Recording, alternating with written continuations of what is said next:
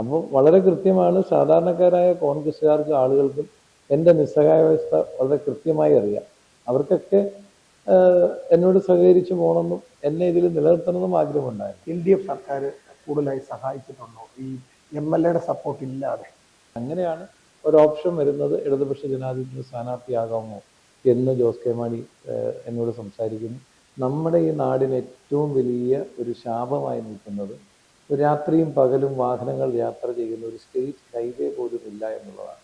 പല പ്രതിപക്ഷ MLA മാരും ഉള്ള സ്ഥലങ്ങളിലെല്ലാം കോടിക്കണക്കിന് രൂപയുടെ കിഫ്ബിയുടെ പ്രവർത്തനം കൊണ്ടുവന്നിട്ടുണ്ട്. നമ്മുടെ ഈ പിറവം നിയോജക മണ്ഡലത്തിൽ വികസന പ്രവർത്തനങ്ങൾ കൊണ്ടുവരാൻ കഴിഞ്ഞില്ല എന്നുള്ളത് MLA-യുടെ തികച്ചും അനാസ്ഥയാണെന്ന് വളരെ കൃത്യമല്ലേ. അന്നിരുന്ന വൈസ് ചെയർമാൻ, അന്നിരുന്ന MLA അങ്ങനെ ആക്ഷേപം ഉണ്ടെങ്കിൽ ആ സമയത്ത് പറയണ്ടേ? അന്ന് വള്ളംകളി നടക്കുന്നു, ഇദ്ദേഹം തെരഞ്ഞെടുപ്പ് കഴിഞ്ഞ് മന്ത്രിയായി വരുന്ന ആദ്യ ഘട്ടത്തിലാണ്. അപ്പം എൻ്റെ ഒരു ആത്മവിശ്വാസമാണ്. പാർട്ടി എന്നെ സസ്പെൻഡ് ചെയ്യല്ല ഇത്, കാരണം പല ആരോപണങ്ങളുണ്ടായിട്ട് അതിലൊക്കെ അന്വേഷണ കമ്മീഷനെ വെച്ച് അന്വേഷണം നടത്തിയിട്ടും ഞാൻ കുറ്റക്കാരനല്ല എന്ന് കൃത്യമായി ബോധ്യപ്പെട്ടുള്ളതാണ്. ഞാൻ ഇങ്ങനെയുള്ള കാര്യം അദ്ദേഹത്തെക്കുറിച്ച് ആരോപിക്കുകയാണെങ്കിൽ എത്രയോ കാര്യങ്ങൾ ആലോചിക്കാൻ, എത്രയോ കോടിക്കണക്കിന് രൂപയുടെ പാർട്ടിയിൽ നിന്നും മാറ്റി നിർത്തുന്ന ഒരു സ്ഥിതിവിശേഷമാണ് ഉണ്ടായത്. പിന്നീട് ഏകദേശം 6 വർഷക്കാലമായി പാർട്ടിയുമായി ബന്ധപ്പെട്ട പരിപാടികൾ പോലും ക്ഷണിക്കാതെ. അപ്പം തീർച്ചയായിട്ടും പിറവത്തിനൊരു MLA, പിറവത്തിൻ്റെ ഒരു പ്രവർത്തകാരൻ, എല്ലാവർക്കും ആക്സസ് ഉള്ള, എല്ലാവർക്കും കാണാൻ കഴിയുന്ന, എന്നെ എല്ലാവരും സ്നേഹപൂർവ്വം വിളിക്കുന്ന പ്രിയപ്പെട്ട സാബു ചേട്ടൻ, MJ ജേക്കബിന് ശേഷം ഇടതുപക്ഷ ജനാധിപത്യത്തിന് പിറവം തിരിച്ചു പിടിക്കും.